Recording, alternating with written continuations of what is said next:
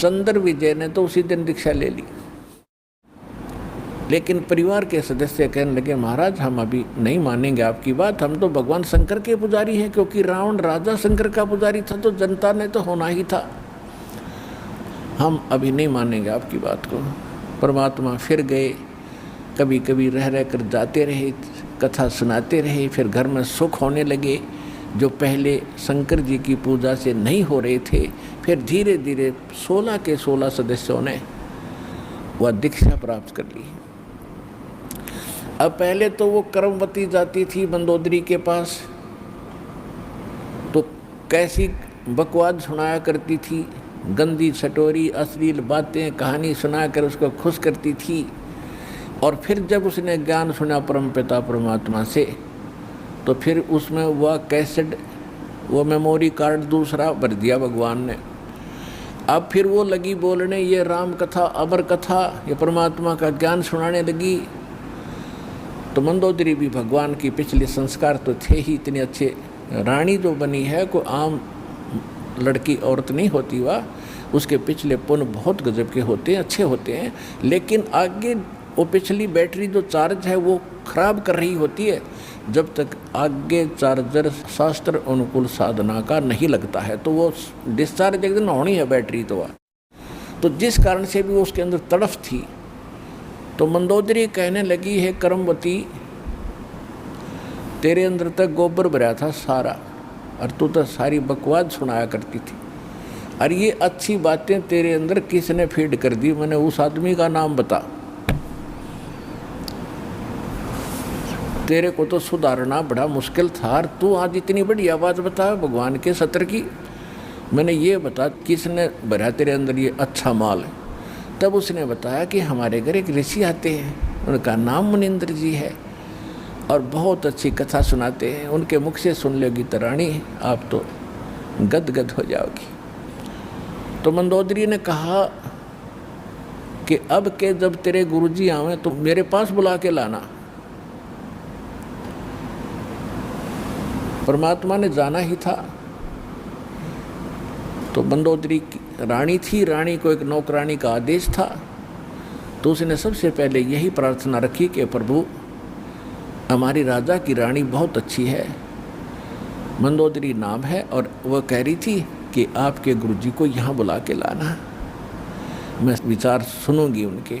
परमेश्वर ने कहा बेटा देखो आप नौकरानी और वो रानी, और मैं वहाँ जाऊँ, इसका पति जो रावण है वो महाभिमानी, और बेटी वहाँ जाने से मुझे कुछ वो कह देगा, मैं तो कुछ नहीं कहूँगा, लेकिन भगवान दुखी हो जाएगा। एक नियम है, परमात्मा कहते हैं अपना विधान स्वयं बताते हैं कि कबीर कहे अपने साधकों के मेरा संत ना दुखाइयो कोए, और संत दुखाए मैं दुखी मेरा आपा भी दुख होए। और फिर दूसरी बात है कि साधु संतों को बुलाया नहीं करते, उसको बोल देना, साधु संतों के पास खुद आया करते। कर्मवती को इतना ज्ञान सुन रखा था कि साधु को बाई ऑर्डर बुलाने से अगर वो आ भी गया और आशीर्वाद नहीं देगा, लाभ नहीं देगा, तो फायदा क्या होगा। तो मंदोदरी को जाकर के कर्मवती ने कहा कि महारानी हमारे गुरुजी आए हुए हैं, लेकिन ऐसा है कि संत को बुलाना नहीं चाहिए, उनसे आशीर्वाद प्राप्त करने के लिए स्वयं जाना चाहिए, इससे ज़्यादा लाभ होता है। वो तो भगवान थी, कहने लगी ठीक है वह कर्मवती मैं तेरे साथ चलूँगी। वो रानी स्वयं आई, मालिक के दर्शन किए, ओए होए कहते हैं साधु दर्शन राम का, और साहिब आवे याद, और लेखे में वाहे गड़ी बाकी का समय बर्बाद। फिर कहते हैं साधु दर्शन राम का मुख पर बसे सुहाग, और दर्श उन्हीं को होते हैं जिनके पूर्ण भाग। मंदोदरी के पूर्ण भाग थे भगवान मिले, परमात्मा का ज्ञान सुना, कुछ कर्मवती से सुन रखा था मंदोदरी ने, और फिर भगवान के मुख से सुना तो जल्दी असर हो गया। दीक्षा की प्रार्थना की, मालिक ने दीक्षा दे दी, शिक्षित हुई। उसके बाद उसने कथा सुनानी शुरू की अपने पति से। स्वाभाविक होता है, अगर पति को ज्ञान होता है तो सबसे पहले वो चाहता है मेरी पत्नी माने, इसका भी कल्याण हो। दुर्भाग्य है वो ना मानती, उसके कर्म उसके साथ हैं। फिर सोचता है मेरे बच्चे भी इस मार्ग को ग्रहण करें। ठीक है। मंदोदरी ने इसी उद्देश्य से रावण से कहा कि जी ऐसे ऐसे एक बड़े महापुरुष आते हैं और भगवान शंकर से भी ऊपर बहुत बड़ी शक्ति बताते हैं, साधु संत झूठ नहीं बोलते होते। पहले ये विश्वास किया जाता था कि संत जो शब्द बोल रहे हैं वो सच्ची है। और इसी आधार से जब श्री कृष्ण जी और अर्जुन एक वेश बदल कर गए थे राजा मोरध्वज के घर पे, जिस दिन अपने पुत्र ताम्रध्वज को राज तिलक दे रहे थे मोरध्वज जी, और उसमें एक यज्ञ किया जाता था और यज्ञ में आने वाले साधु संतों की सभी मनोकामना पूर्ण करनी होती थी, तभी वो सफल मानी जाती थी। ये दोनों साधु संत रूप बना के और एक माया रूपी शेर बना के संग वो साथ ले गए।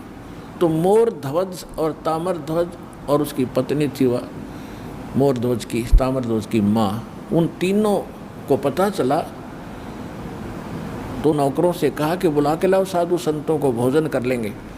तो उन्होंने कहा कि नहीं, वो रानी और राजा स्वयं आए हमें यहाँ लिवाने के लिए, तब हम उसके घर पे कदम रखें। तो तीनों जने, पुत्र भी, रानी भी और राजा भी, उन साधु रूप में विराजमान श्री कृष्ण और अर्जुन और साथ में उनका शेर खड़ा, उनको लिवाने के लिए मोतियों के थाली भर कर लेकर गए। और तब वो वहाँ आए तो मोरध्वज ने कहा महाराज भोजन प्रसाद पाओ। श्री कृष्ण रूप में, साधु रूप में श्री कृष्ण जी ने कहा कि पहले हमारे शेर को आहार कराओ, फिर हम बाद में आहार करेंगे। और ये मांस खाएगा लेकिन मनुष्य का खाता है, और मनुष्य के विषय में समझ लो कोई पल्लेदार पकड़ के मत ले आना, ये तुम्हारे घर के सदस्य का मांस खाएगा। और सुन लो कि जो आज इस शेर सिंह का जो आहार बनेगा और उसकी मृत्यु होगी वो सीधा स्वर्ग जाएगा। अब उस समय इतना विश्वास किया जाता था कि संत जो कह रहा सत्य, और इस सत्य को मानकर मोरध्वज चाहता है कि आज मेरा दाव लगे। तो कहता महाराज मेरा नंबर लगा दो, मेरा मांस शेर के लिए काट दो, और आरे से काटना था कि मुझे काट दो, और देखो बच्चा जवान हो गया, इसको राज तिलक कर देता हूँ, फिर मैं फ्री हूँ और ये माँ बेटा दोनों अपना राज करेंगे। अब रानी ने सोचा कि राजा ला गया दाव, आज कहते संत कह रहे हैं कि आज जो मर गया स्वर्ग में, ये तो मरना कल भी है, परसों भी है, ये तो जाना ही है, इससे बढ़िया मौत कब होगी। तो अब उन्होंने आपस में एक ये कहते हैं लालच करे तो ऐसा करे। रानी ने कहा देखो जी व्यवहार की बात है, मैं पति भरता पत्नी हूँ और मेरे से पहले मेरा पति की मृत्यु होगी तो मेरा कोई जीवन नहीं है, मेरा काम पूरा हुआ, इनको संतान की आवश्यकता थी, संतान इनको दे दी, ये बच्चा जवान हो गया, इसका विवाह करो, खाना बनाने वाले इनके पास नौकर हैं और लड़का अभी बालक है, आपकी गाइडेंस की इसको ज़रूरत है राजकाज में, और मेरा काम पूरा हुआ, मेरा नंबर लाओ जी। अब उनको पक्का पता था कि जो साधु करे सच्ची है, तो उस समय इतना विश्वास था। फिर ताम्रध्वज ने खुद कहा कि नहीं जी, मैंने आपकी सेवा क्या की आज तक, तो आपने पाला ही पोसा हूँ, मेरे ऊपर आपका भार बना हुआ, आपके स्थान पर मैं अपना मांस दूंगा, शेर को अपनी जान दूंगा। तो कहने का भाव ये है कि पुण्यात्माओं, साधु संतों के वचनों पर विश्वास किया जाता था। इसी आधार से परमात्मा ने जो मंदोदरी को कहा था कि तुम्हारे शंकर से ऊपर एक और परम शक्ति है, ये तो नाशवान है, इनके द्वारा दिया गया जो सुख है अक्षीणिक है, ये आपके प्रारब्ध के कर्म को नहीं काट सकते। मंदोदरी ने सारी सच्ची मानी क्योंकि साधु कह रहे थे, दूसरी बात नहीं, फिर बातें खत्म होगी। ये तो बात कोई बताने वाला मिलता ही नहीं था उस समय, तो ये सारे नकली थे, उनकी बातों को हम ऐसे ही दृढ़ता से मानते रहे। अब मंदोदरी ने फिर वो लंकापति रावण को सुनाना चाहा। रावण के अंदर तक गोबर भरा था, अहंकार शक्ति का, शंकर भगवान की पूजा करके सिद्धियां प्राप्त कर रखी थी, और मांस खावा शराब पीवा उसका यह अच्छी बात कैसे स्वभाव है। तो वो कहने लगा कि ए मूर्ख, तो शंकर भगवान से ऊपर मानती है, देख मेरे क्या ठाठ करा के है, 1 लाख मेरे पुत्र हैं, 1.25 लाख मेरे नाती हैं, और देख सोने की लंका बना रखी है, अरे क्या देगा तुझे वो भिखारी। मंदोदरी ने बहुत कोशिश की पर बुद्धि भ्रष्ट के बाद पल्ला पड़ी नहीं। फिर मंदोदरी ने कहना ही बंद कर दिया। उसके बाद फिर क्या होता है कि उसने सोचा चल और कोई मेरी चर्चा सुनने वाला नहीं, ये ऐसा ज्ञान है इंसान दूसरे को सुनाए बिना रह नहीं सकता। तो उसने अपने देवर रावण के छोटे भाई विभीषण से समझाया ये ज्ञान, और विभीषण ने ये ज्ञान स्वीकारा, और विभीषण ने भी परमात्मा से दीक्षा ली और वो भक्ति की। अब हम आते हैं उस बात पर कि जिस समय सीता जी का अपहरण हो गया और उसकी खोज हो रही थी, कोई पूर्व में ढूंढ रहा था, कोई पश्चिम में खोज रहा था, कोई उत्तर, कोई दक्षिण में। जैसे किसी की गाय गुम हो जाए, कोई इधर घूम रहा है, कोई इधर ढूंढ रहा है, कोई ऐसे हो रहा, ऐसी दशा थी। अब यहाँ इस कथाओं से आपको बहुत सा निर्णय मिलेगा, और आपने ये कथा खूब सुन रखी थी पर इनका निष्कर्ष नहीं निकाला था। अब जैसे जड़ी बूटियाँ रखी हैं और उनकी गुण भी लिख रखे हैं, बड़ी अच्छी हैं, लेकिन उनसे औषधि बनाने वाला जब तक नहीं मिलेगा तो उन जड़ियों से क्या लाभ है, उनके ज्ञान से भी, उनकी कथाओं से भी। आपने ये भी सुना होगा कि जिस समय श्री रामचंद्र जी की सीता उठा ली गई थी और वो पेड़ पौधों से भी लिपट लिपट कर पूछ रहे थे, डकरा रहे थे, रो रहे थे, पशुओं से भी गले से मिलकर पूछ रहे थे, आपने मेरी सीता देखी। आकाश से कहते हैं भगवान शंकर और पार्वती ऊपर से देख रहे थे कि नीचे कौन रो रहा है। तो भगवान शंकर ने उनको प्रणाम किया ऊपर से ही, क्योंकि ब्रह्मा विष्णु शिव ये 3 भाई हैं। ब्रह्मा जी बड़े हैं, विष्णु जी बीच वाले हैं, शंकर जी सबसे छोटे हैं। और पार्वती जी तो शंकर भगवान को सुप्रीम पावर मानती थी, एक तो पति परमेश्वर, फिर महादेव नाम से जाने जाते थे। तो पार्वती जी ने कहा कि आप महादेव होकर के किसको नमन कर रहे हैं, कि सामने त्रिलोकीनाथ भगवान विष्णु है नीचे, उनकी पत्नी सीता को कोई उठा ले गया है, वो लीला करने आए हुए। अपने बड़े भाई यानी भगवान को, विष्णु भगवान को मैं प्रणाम कर रहा हूँ। अब पार्वती जी ने सोचा कि भाई भगवान रोए, ये दोनों बात नहीं हो सकती। ये रामचंद्र दशरथ पुत्र है, ये रो रहा है, भटक रहा है, इसको आप परमात्मा कह रहे हो। भगवान शंकर बोले पार्वती आप नहीं जानते, ये सचमुच ऐसा ही है, इनको अब नहीं कोई पहचान पा रहा है। तो पार्वती ने कहा कि मैं परीक्षा लूँगी और सीता रूप बना कर जाऊँगी, यदि ये मुझे पहचान लेगा तो मैं मान लूँगी वो भगवान है, और नहीं तो मैं कतई नहीं मानूँ। तो भगवान शंकर ने कहा कि यह गलती मत करना, यदि तूने सीता रूप बना लिया तो तू मेरे काम तक गई, तू मेरे बड़े भाई की पत्नी का रूप बनाओगी तो मेरे लिए पत्नी रूप में स्वीकार्य नहीं रहेगी, तो माँ के तुल्य हो जाएगी। उस समय तो पार्वती ने कहा कि ठीक है, नहीं मैं नहीं जाऊंगी जी। अब शिव जी गए सैर सपट्टे को, और आदत है ये, इस मन का स्वभाव है कि क्या पता चलता, अभी 2 मिनट में परीक्षा लेकर आती हूँ। सीता रूप बनाया, रामचंद्र जी के सामने खड़ी होगी, जिधर से रास्ते में खोजता हुआ जा रहा था। रामचंद्र जी ने कहा कि हे दक्ष पुत्री माया, हे राजा दक्ष की बेटी, आप भगवान शंकर को कहाँ छोड़ आई, अकेली कैसे वन में। तो शर्मिंदा हुई और कहा कि सचमुच शंकर भगवान जी आपको ठीक ही प्रणाम कर रहे थे, नमन कर रहे थे, आप तो सचमुच भगवान हैं। अपने आत्मा यहाँ देखना एक पॉइंट सोचने का है। श्रीमद् भगवद गीता अध्याय नंबर 7 के श्लोक नंबर 6, 7, 8 में स्पष्ट किया है कि ये काल बोलता है गीता को, जो ब्रह्मा विष्णु महेश का पिता है।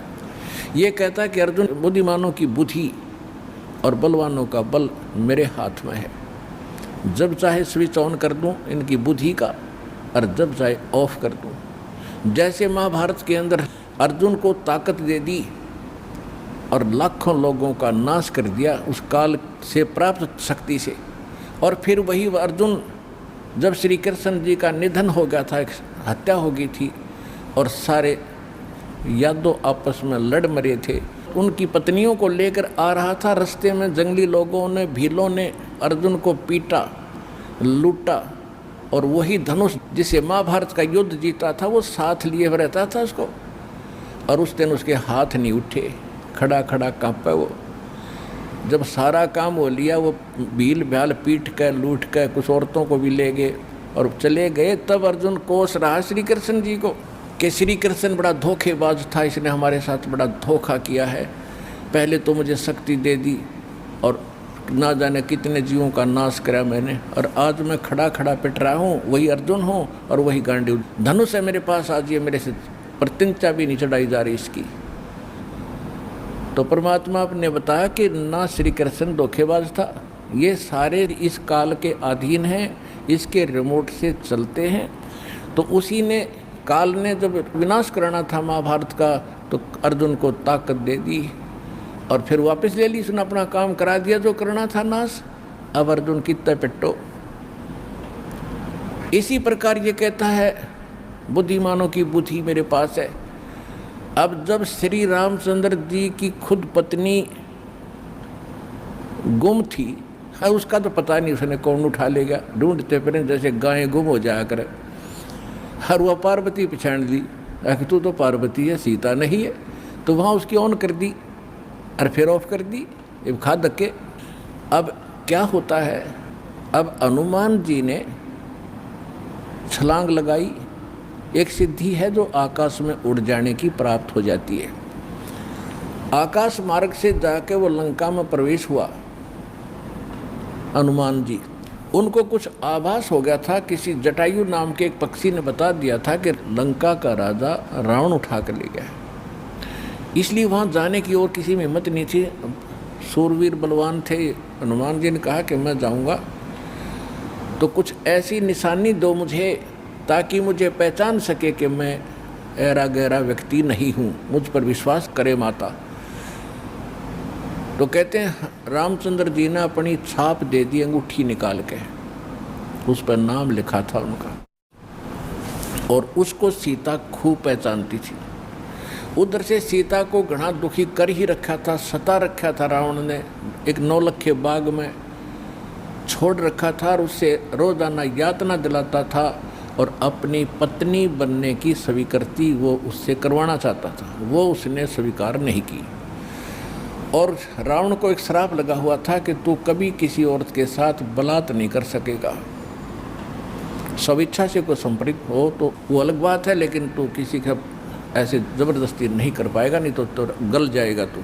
इस डर से वो ज़बरदस्ती नहीं कर पा रहा था और उधर से उसको पीड़ित कर रहा था कि स्वयं यश कर दे, लेकिन वो सीता ने नहीं किया था। एक वृक्ष के नीचे बैठी थी और अपने कर्मों को कोस रही थी।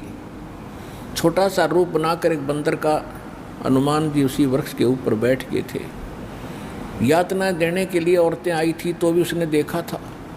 जब वो चली गई उसके बाद फिर हनुमान जी ने ऊपर से वह अंगूठी डाल दी, वो तो राजदूत बनकर गए थे। जब अंगूठी देखी सीता ने तो आपने कथाएं खूब सुन रखी हैं, ज़्यादा ना सुनाऊंगा, तो उसने सोचा कि ये बंदर अंगूठी उठा कर लाया तो मेरे पति की मृत्यु होगी। तो उसने पूछा, तो फिर वो नीचे आया, अपना थोड़ा ठीक सा रूप बना के खड़े हो गए और कहा, माता मैं ऐसे ऐसे रामचंद्र जी ने भेजा हूँ और ये कहानी है। अब कहने का भाव ये है कि वो जो कुछ भी उसने उद्मस्ता रहा हो तो आपने पता ही है, हनुमान जी ने नौलखा बाग भी उजाड़ दिया उसका और सारा कुछ कर दिया। क्योंकि आज कथा का विषय कुछ अन्य है, इसलिए यहाँ लंबा प्रकरण नहीं करूँगा। तो उसमें हनुमान जी ने कहा कि माता मुझे भूख लगी है। तो उसने कहा, इस बाग के किसी वृक्ष के फल को तोड़ के मत खाना भाई, नहीं तो मेरी पिटाई होगी। मेरे को आदेश है कोई फल गिर जाए तो खाना, तो टूटा हुआ अपने आप तोड़ के नहीं खाएगी। तो हनुमान जी का उठा गुस्सा, उसको गुस्सा हुआ। उसने कहा ठीक है, पहले तो सारे तोड़ तोड़ कर फल खाए, फिर वो पेड़ पड़ पड़ कर समुद्र में फेंक दिए। उनको पता चला तो युद्ध हुआ, अपने पता ही है काफ़ी। फिर लंका लुंका भी फूक फाक थोड़ी बहुत जला के आ गया।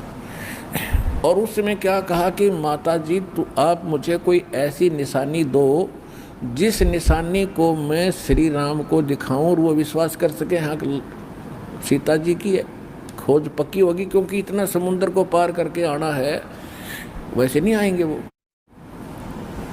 तो सीता ने अपना एक कंगन निकाल के दे दिया, कंगन हाथ में जो पैर रखा था सोने का, और कहा भाई इस चूड़ी को दिखा देना, वो खूब समझ जाएगी। अब वो कंगन लेकर हनुमान जी ने फिर छलांग लगाई।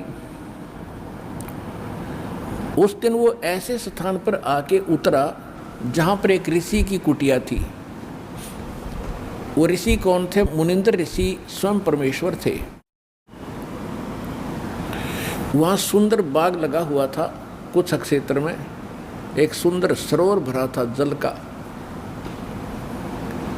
तो सुबह सुबह का समय था। हनुमान जी ने सोचा कि बहुत मनोरम स्थान है और यहाँ कुछ स्नान करूँगा, सामने बाग सुंदर फलों से लदबद है, आहार करूँगा, और फिर ऋषि जी भी साथ में हैं, इनके दर्शन करूँगा, पहले स्नान कर लेता हूँ। अब जो कंगन वो लाया था उसको रख दिया पत्थर पे और स्नान करने के लिए प्रवेश किया सरोवर में। अब उन्होंने जो ही स्नान करने की चेष्टा की, लेकिन एक दृष्टि थी ऐसी कंगन पे कि जय ये कंगन गुम हो गया, कोई जानवर पक्षी उठा ले गया तो मेरी सारी मेहनत व्यर्थ जाएगी, सब परिश्रम व्यर्थ होगा। इसलिए नहा रहा था, पर नज़र था जैसे सर्प का मणि के ऊपर रहती है ओस चाटते समय, तो इसी प्रकार नहा रहा था, दृष्टि कंगन पे। इतने में एक बंदर आया, दौड़ा दौड़ा और कंगन उठा कर भाग लिया। आगे आगे बंदर, पीछे पीछे हनुमान। उस ऋषि के आश्रम में बंदर प्रवेश कर गया। बाहर आंगन में एक घड़ा रखा था, अच्छा बड़ा घड़ा। बंदर दौड़ता दौड़ता घड़े में कंगन डालकर आगे भाग गया। अब सुख की सांस ली कि कोई बात नहीं, ये समुद्र में डाल देता तो बात बिगड़ जाती, घड़े में डाल गया। फिर धीरे धीरे चले हनुमान जी। पहले घड़े में देखा उसने, ऋषि को तो पीछे प्रणाम करना था, तो घड़े में क्या देखा कि घड़े के अंदर ऐसे ऐसे कंगन हजारों की संख्या में पड़े, सेम टू सेम। अब उसने सोचा भाई मैंने तो इतनी पहचान नहीं, भाई कंगन कौन सा है। और श्री रामचंद्र जी तो सारा जानते हैं, उनके कंगन के ऊपर सारी निशानियों को पहचानेंगे, और मैं कोई गलती से दूसरा उठा ले गया तो वो मानेंगे नहीं। इसलिए वो ऋषि जी के चरणों में प्रणाम किया। परमात्मा ने मुनिंद्र रूप में बैठे थे, पूछा कि पहलवान कैसे आए। हनुमान जी ने कहा कि ऋषि जी आप कौन सी दुनिया में रहते हो। मुनिंद्र जी ने कहा क्या बात है, मैं तो इसी पृथ्वी धरातल पर ही तो रहता हूँ, कि आपको नहीं पता आज श्री राम के ऊपर कैसी आपत्ति आई है, ऐसे ऐसे उसकी पत्नी गुम हो गई थी, वो माता की खोज करके मैं आया हूँ। तो परमात्मा ने पूछा कि भाई कौन से राम की बात कर रहा तू। वो कहता है अच्छा कमाल करते हो ऋषि जी, आपको यही नहीं पता राम कौन है। परमात्मा ने कहा बताओ तो श्री, के दशरथ पुत्र श्री रामचंद्र जी, उनका वनवास हुआ था, ऐसे ऐसे सीता उठा ली थी और आज मैं खोज करके आया हूँ ऋषि जी। परमात्मा बोले कि ऐसे ऐसे 30 करोड़ राम हो लिए तेरे, और तेरे जैसे हनुमान यही लीला करते रहे। तो हनुमान जी ने सोचा कि ऋषि के साथ ज़्यादा बहस करना उचित नहीं, और अपना काम करूं और चलूं। कहने लगे ऋषि जी और बात छोड़ो आप, कि मेरे सामने एक समस्या आ गई है कि ऐसे ऐसे मैं कंगन लाया था माता के हाथ का, और वो कंगन मैं स्नान कर रहा था, बंदर ने उठा के आपके घड़े में डाल दिया। तो परमात्मा बोले ले जा कंगन भाई, जा फिर अपना कर काम, जाओ हनुमान जी ले जाओ कंगन, निकाल ले जाओ, करो जो तूने करना। कहने लगे जी समस्या ये है कि इसमें और भी बहुत से कंगन पड़े हैं और इन कंगनों में पहचान नहीं कर पा रहा हूँ मैं, मेरा वो भगवान सीता जी वाला कौन सा है। परमात्मा बोले रे भले आदमी तुम लाने वाला और तुझे पता नहीं तो मैं क्या बताऊँ, फिर खोज ले कौन सा है तेरा। तो चिंतित हो गया कि भगवान दया करो। परमात्मा बोले कि जौन सा चाहे वो उठा ले जा और सेम टू सेम पाओगे, इसमें कोई दिक्कत नहीं। कैसे कैसे फिर ये कंगन आए कहाँ से आपके पास, कि अब सुन मैं कथा सुनाऊंगा तेरे को। जैसे ये रामचंद्र जो आत्मा है ये विष्णु जी की आत्मा है, ऐसे ऐसे न जाने कितनी बार धक्के खा लिए इसने, कितनी बार जन्म लिया, कितनी बार मर लिया। तो प्रत्येक त्रेता युग में ये ऐसा ही होता है। और मैं यहीं बैठा हूँ जब का, मेरी तो बहुत युगों की आयु है, मैं यहाँ बैठा हूँ। पहले इन बातों पर किसी को अविश्वास नहीं होता था। तो हनुमान जी से बताया कि तेरे जैसी आत्मा हनुमान ना जाने कितने बन करा लिए और कितने ये ऐसे कंगन ले लेकर आए हैं, इसी प्रकार वो बंदर उठा कर इसमें डालता रहा है। तो हनुमान जी ने पूछा कि हे ऋषिवर, मान लिया आपकी बात, जो कंगन लेकर हनुमान आता होगा तो वो कंगन तो लेकर भी जाता होगा, कहाँ लेकर जाता है, इस घड़े में मेरी आशीर्वाद से ऐसी पावर है कि डुप्लीकेट कॉपी तुरंत बना देता, एज इट इज, 1 के 2 कर देता है। और नहीं विश्वास है तो ले ये कटोरा उठा के कोई दिया, ले इसमें डाल के देख ले। हनुमान जी ने कटोरी उठा कर उसमें डाली, तुरंत 2 होगी, 1 जैसी। अब वो दोनों को देख रहा कि सचमुच ठीक है। तब हनुमान जी को कुछ विश्वास हुआ कि संत नहीं, ये कोई और ही महापुरुष हैं, बड़े सिद्धि युक्त हैं और सारी कथा को सही जानने वाले हैं। लेकिन कहा महाराज मैं आपकी बात से सहमत हूँ, होगा कोई और भगवान, पर अब मुझे समय नहीं आपकी सारी बात सुनने का, क्योंकि मैं परमार्थ के काम में लगा हूँ। परमात्मा बोले भाई ठीक है, ले जाए, कोई कंगन निकाल ले जाए बेटा, सारे एक जैसे मिलेंगे। वो उठा कर ले गए कंगन को। लेकिन हनुमान जी को फिर भी विश्वास नहीं हो रहा था।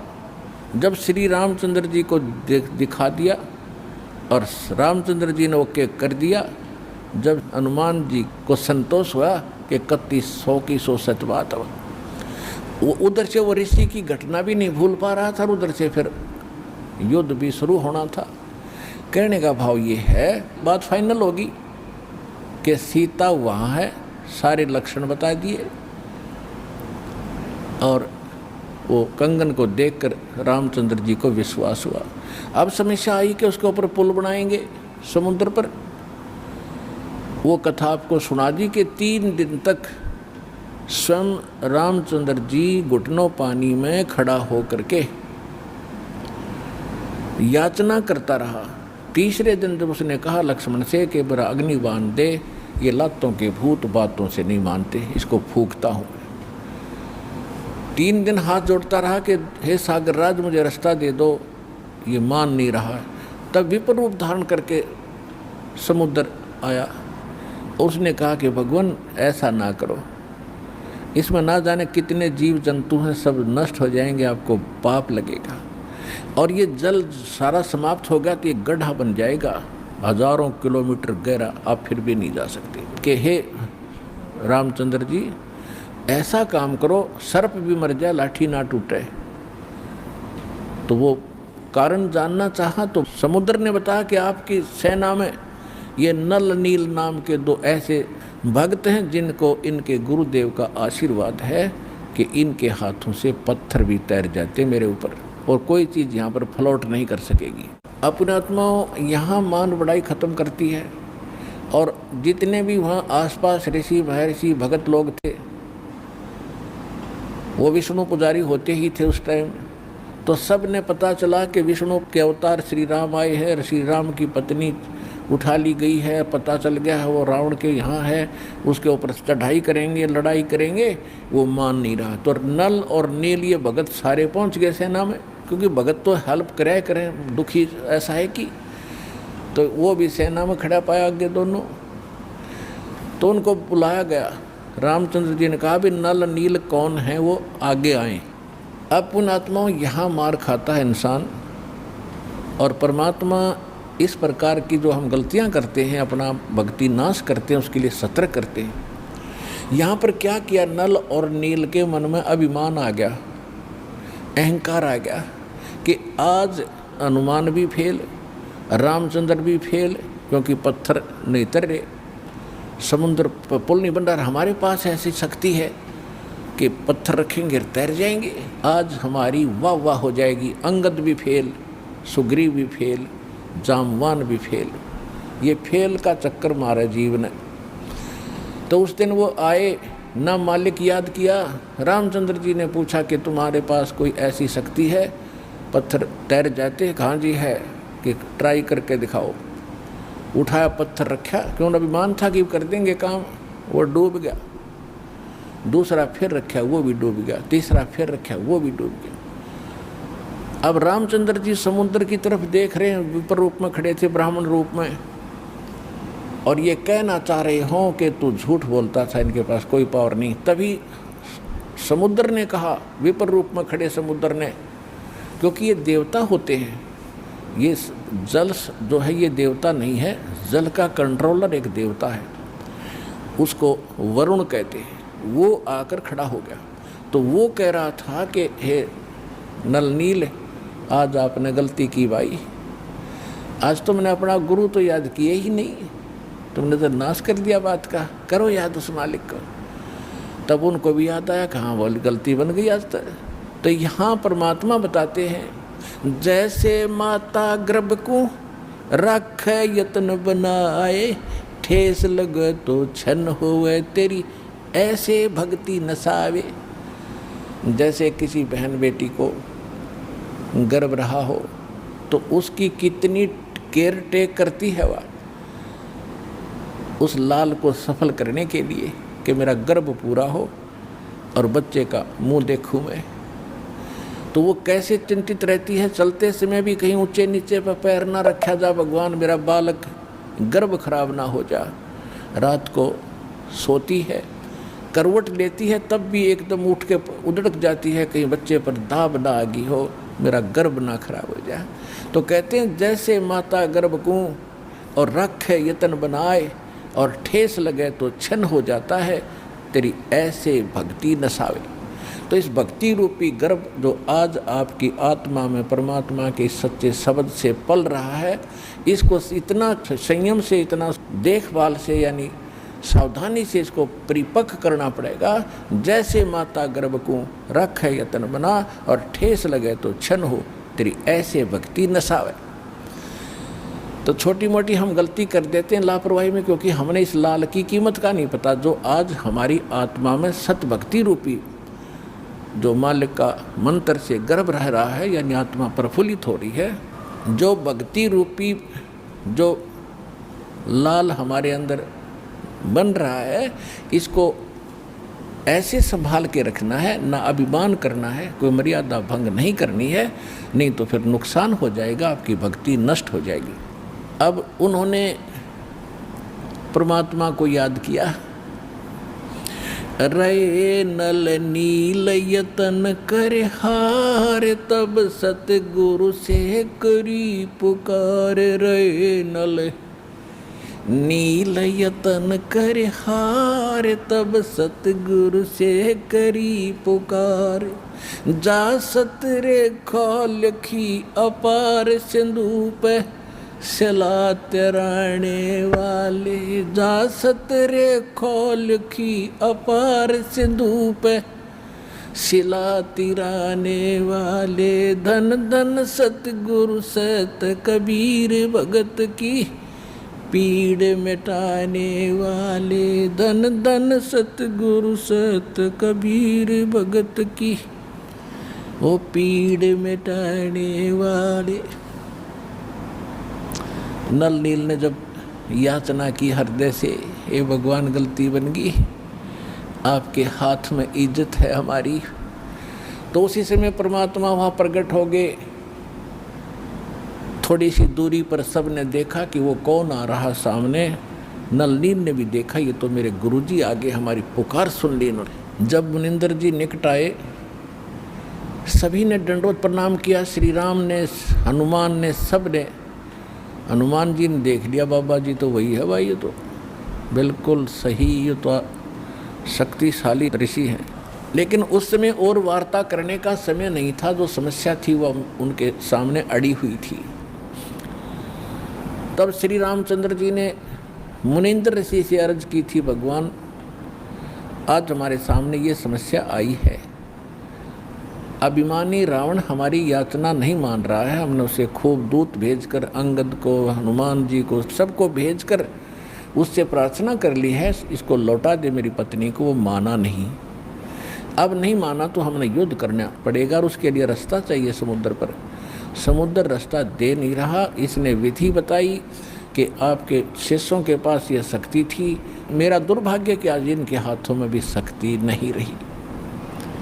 तो परमेश्वर ने कहा कि आज के बाद इनके हाथों में यह शक्ति रहेगी भी नहीं।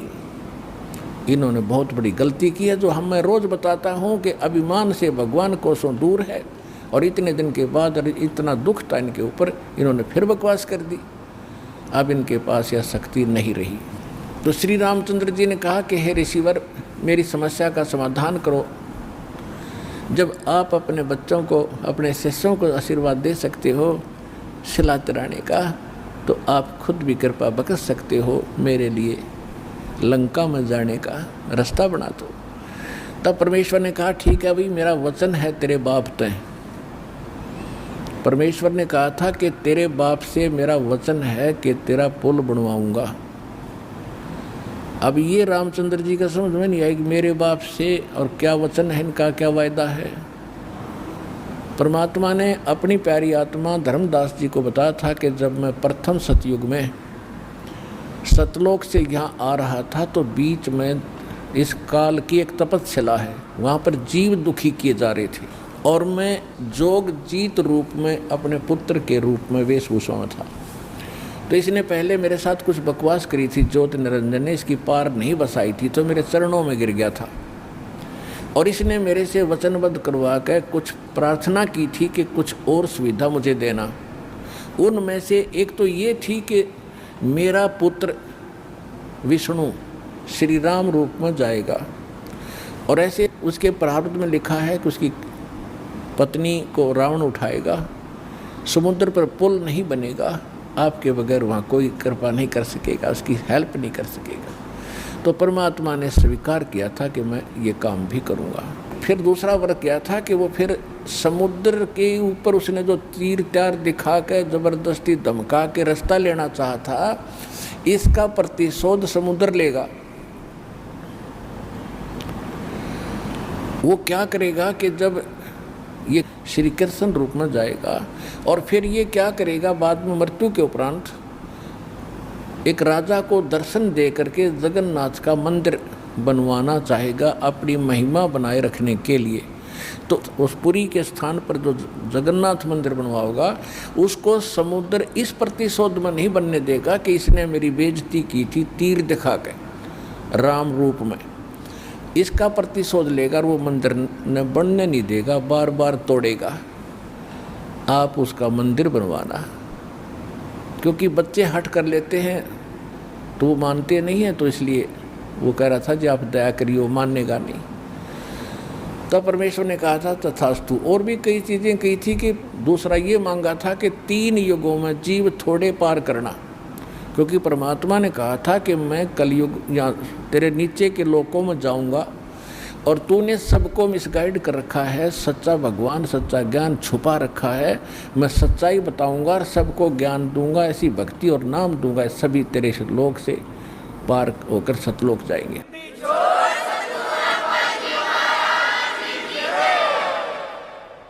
तो इस बात से वो बहुत दुखी हो गया कि तो मेरा नाश करेगा, मेरे बाग को उजाड़ेगा, क्योंकि काल ने हमारे को मिसगाइड करके, धोखा करके, मूर्ख बना के, विवश करके और इस कच्ची बेड़ियों से बांध रखा है, ये शरीर दे दिया, इसमें हाड़ चाम मांस सारा थूक टट्टी पेशाब सारा भरा पड़ा है, और हमने इतना प्यारा लगा है ये छूट नहीं जा। परमात्मा कहते इतना बढ़िया शरीर दूंगा, वहाँ जाकर ना नाड़ी होगी, ना नस होगी, ना कोई बीमारी, ना हारी, ना कोई बीपी हाई, ना लो होगा। तो वो हमने पता ही नहीं था कोई ऐसा भी स्थान है जहाँ ऐसा सुख है। तो परमात्मा ने कहा था तेने क्या हाल कर रखा उन बच्चों का सारा, कोई गधा बना दिया, कोई कुत्ता बना दिया, और जो मनुष्य वो कौन से सुखी हैं, उनको ऐसा ज्ञान दूंगा और ऐसा मंत्र दूंगा वो यहाँ भी सुखी होंगे, मेरे साथ सत लोग जाएंगे। तो इस बात से वो दुखी हो गया था काल कि ये तो नाश करेगा मेरे बाग न उजाड़ेगा। भगवान का पता लग गया, सच्चे स्थान का पता लग गया तो यहाँ कौन रहेगा। तो तब उसने चरणों में गिर के रा करके कबीर भगवान से याचना की थी कि 3 युगों में जीव थोड़े ले जाना और चौथे युग में आप कितने ले जाना। और फिर ये पुल बनवाने का, जगन्नाथ के मंदिर को बनवाने का ये भी प्रॉमिस करवाया था। जब उसने सारा परमात्मा ने प्रतिज्ञा कर ली थी तो फिर ये खलनायक है, ये विलियन है, धोखेबाज और ठग है, इसने तुरंत अपना आंखें बदल ली और कहा जाओ जोग जीत संसारा जीव न माने कहा तुम्हारा। कहते हैं 12 पंथ करूँ मैं साजा, नाम तुम्हारा ले करूँ आवाजा, और 12 पंथ नाम जो ले ही वो मेरे मुख में अंश मोही। और पहले अंश हमारे जाई और पीछे अंश तुम्हारे आई, और जाइयो जोग जीत संसारा। परमात्मा ने कहा था कि फिर मैं त्रेता युग में जाऊंगा, ठीक है भाई, चौथे युग में जाऊंगा कलयुग में, और फिर पार कर लूँगा। तने गलती तो मेरे से करवा ही ली। वैसे मालिक ने गलती नहीं की, दाता को पता था कि सतयुग त्रेता द्वापर में ये दुखी नहीं होंगे, और जब तक जीव दुखी नहीं होगा इतना भगवान नहीं पहचान सकता। इसलिए दाता ने जानबूझकर उसको यश कर दी थी, और वो बन गया था सियाणा, अपने आप में इंटेलिजेंट बन रहा था कि मैंने रोड़ मार ली भगवान की, हैं मैंने इनकी अकल मार ली, मालिक ने अकल मारी उसकी।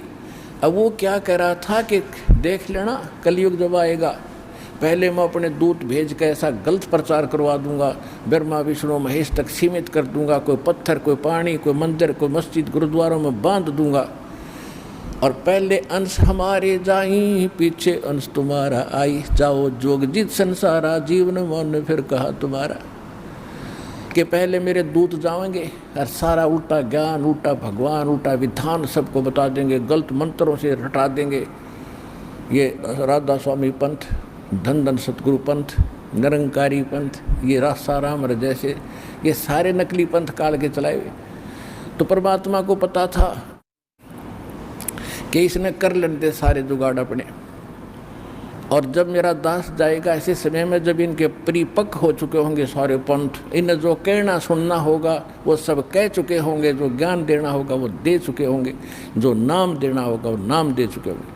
और जब मेरा दास जाएगा वो प्रमाणित करके दिखाएगा कि सच्चाई ये है, झूठ ये है, तो 2 मिनट में मेरे बच्चे मुझे पहचानेंगे और मेरे पास आ जाएंगे।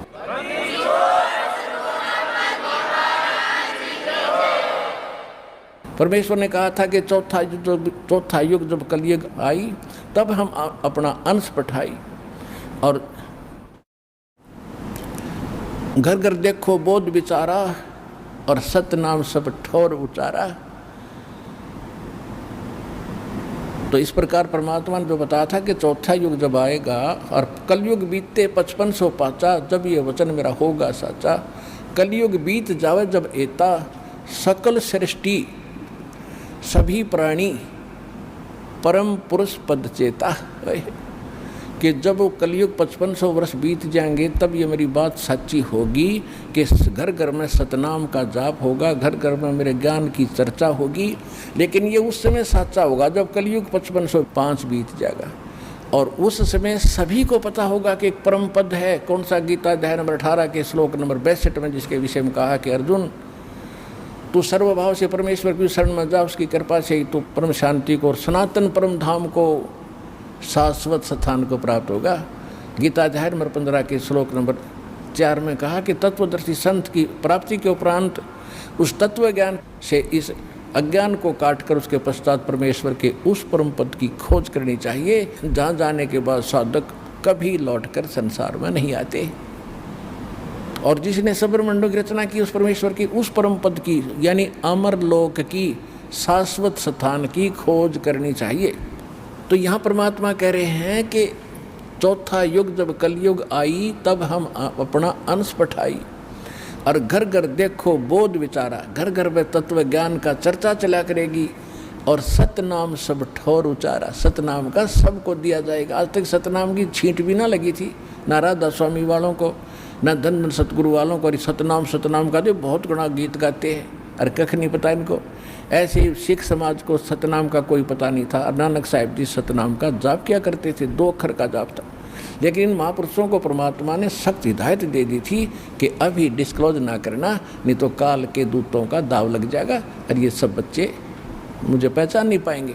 तो महापुरुष थे, उन्होंने जो कह दिया सो फाइनल को। तो भगवान से मिलकर आए थे, भगवान की एक एक बात को उन्होंने स्वीकारा और उसी तरह आचरण किया। तो अब परमात्मा ने कहा कि जो 5505 वर्ष बीत जाएगा कलयुग, उसके बाद सबके मुंह पर सतनाम का जाप होगा। आप देख रहे हो धन धन हो गए आप। इस सतनाम का किसी को पता भी नहीं था, आप सतनाम का जाप कर रहे हैं 8-8 10-10 वर्ष के। तो सौभाग्य तुम्हारा, भगवान के विशेष कृपा पात्र बच्चे हो आप, जो सतलोक आश्रम बरवाला जिला हिसार हरियाणा में पहुंच रहे हो और दीक्षा प्राप्त कर रहे हो।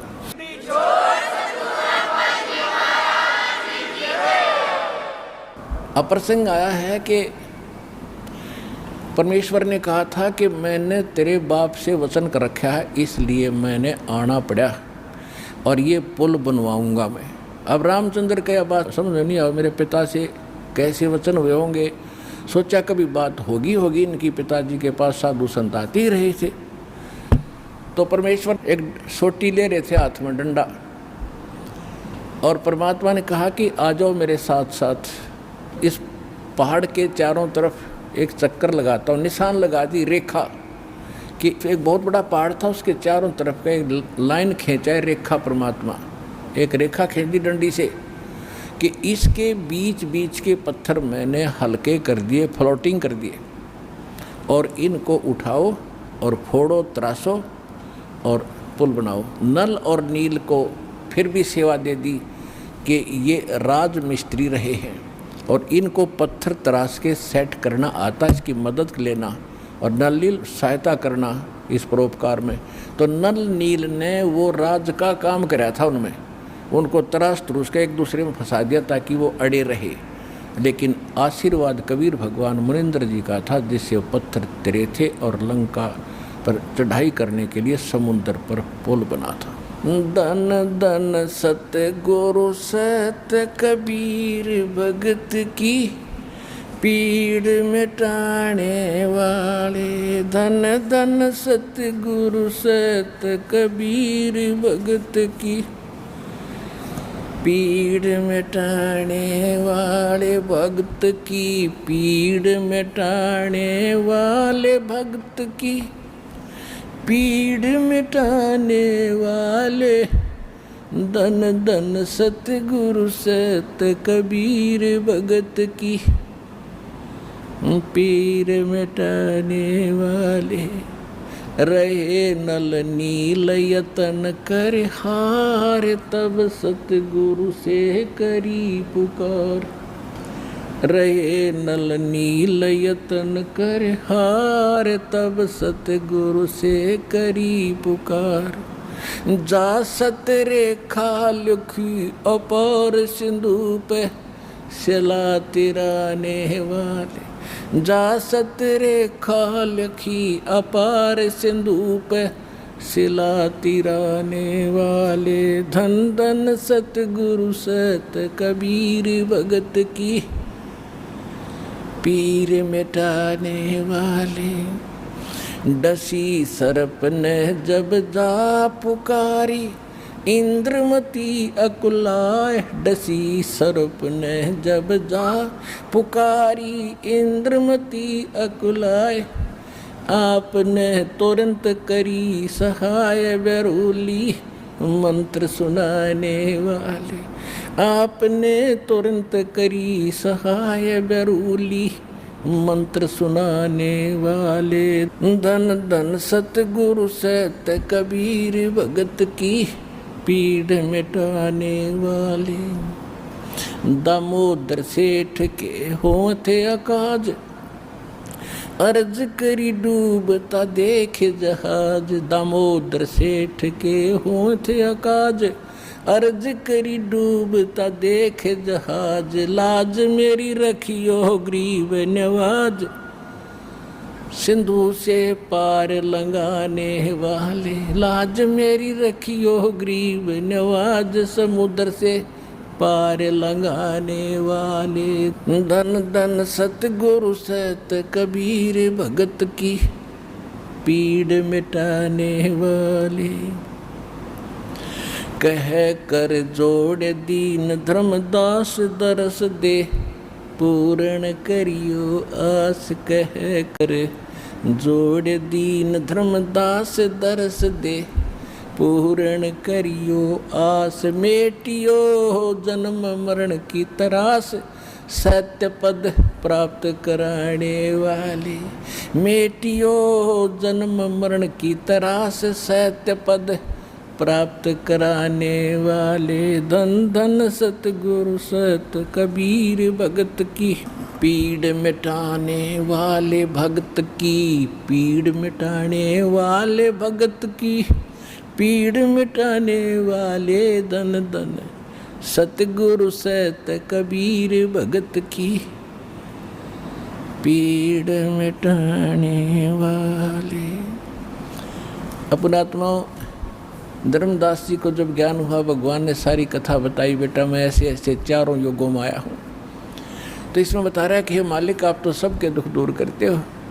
रे नल नील यतन कर हार, तब सतगुरु से करी पुकार। जा सतरेखा लखी अपार, सिंधु पे सिला तिराने वाले। जब धर्मदास जी काल प्रभावित ज़्यादा था, धार्मिक आत्मा अवश्य थी, और धार्मिक आत्मा में एक लचीलापन घना होता है। एक आदमी कहता है ऐसा नहीं ऐसा होगा, तो सोच लेता है शायद ऐसा ही होगा, लेकिन तब जब तक हम दृढ़ नहीं होते, मोक्ष प्राप्ति नहीं होती। तो उसको दृढ़ करने के लिए जैसे धर्मदास जी बीच बीच में कुछ ऐसी ऊटपटांग बातें कर देते थे, तो परमात्मा अंतर्ध्यान हो जाते थे। उसको फिर तड़फ जागती थी, फिर रोता था बुरी तरह, फिर वो कथा सुना रहे, फिर रो रहे हैं, रोते हुए पुकार रहे हैं। तो जब कह रहे हैं धन धन सतगुरु सत कबीर, भगत की पीड़ मिटाने वाले, फिर क्या बताते हैं कि आपने नल नील जब हार लिए थे, थक लिए थे यत्न कर करके, उन पर नहीं कुछ हुआ था, तब आपने सतरेखा लिखी अपार। भगवान ने बताई वो मैंने ऐसे किया था, वह मानी सच्ची। फिर कहते इंद्रमती द्वापर युग में एक रानी थी, सर्प ने डस लिया था, वह विश्वास नहीं कर पा रही थी, मालिक करुणा में नाम से आ रहे थे, उसको भी आपने जीवित किया और पार किया। और फिर एक दामोदर नाम का सेठ था, व्यापार करता था जहाज़ों से, भगवान का नाम लिया, उसके बाद उस पर आपत्ति आई, जहाज़ डूबने लगा, उसने हृदय से पुकारा मालिक को। कबीर साहब ने उसका जहाज़ नौका ऊपर कर दिया, डूबने वाला था। तो कहते हैं दामोदर सेठ के हुआ थे काज, अर्ज करी थी आपसे जब डूबता देख जहाज। ऐसे क्या कहा था दामोदर ने कि लाज मेरी रखियो गरीब नवाज, फिर समुद्र से पार लंघाने वाले, जहाज को पार कर दिया, डूबने नहीं दिया। अब क्या कहते हैं, कह कर जोड़ दीन धर्मदास, दरस दे पूर्ण करियो आस। जो भगवान अंतर्ध्यान हो गए थे, रो रहा था कि मेरे ऊपर ये बड़ी आपत्ति आ गई, आपका अभाव मुझसे सहन नहीं हो रहा है मालिक। कह कर जोड़ दीन धर्मदास, दरस दे पूर्ण करियो आस। मेटियो जन्म मरण की तरास, सत्य पद प्राप्त कराने वाले। सत्य पद, वो परम पद, वो सतलोक, आपके अतिरिक्त इस सृष्टि में कोई दूसरा मुझे वो प्राप्त नहीं करा सकता। मुझे फिर दर्शन दो मालिक, मेरे से गलती हुई। अब जो प्रसंग चल रहा है, त्रेता युग में दाता ने कैसी लीला की। अब क्या होता है देखो पुण्यात्माओं, हम परमार्थी भी हैं, क्योंकि भगत का स्वभाव होता है कि वो परमार्थ पर ज़्यादा रुचि रखता है, लेकिन परमार्थ के साथ साथ स्वार्थ भी होना चाहिए थोड़ा सा। वो स्वार्थ कौन सा? अपने कल्याण का, आत्म कल्याण का स्वार्थ भी चाहिए। अब हनुमान जी ने जब तो ताकत थी, पहलवान था, धार्मिक था, रामचंद्र जी की जल्दी लग रही थी, जब ऋषि रूप में परमात्मा इत्फाक वहाँ मिले और सारी लीला देख ली, और फिर ये भी देख लिया कि उसी ऋषि ने आकर समुद्र पर पत्थर तेरे आए, और फिर भी बुद्धि बना है क्योंकि रामचंद्र जी का साथ लग रहा था। अब मालिक ने उसका उद्धार करना था उस प्यारी आत्मा का, क्योंकि ऐसी ऐसी पुण्यात्मा है जो परमार्थ के लिए कोई लेना न देना, उड़ा जा छाती ताणी मारो, मरूंगा और मारूंगा, कि इसलिए रामचंद्र की पत्नी छुटवाऊंगा।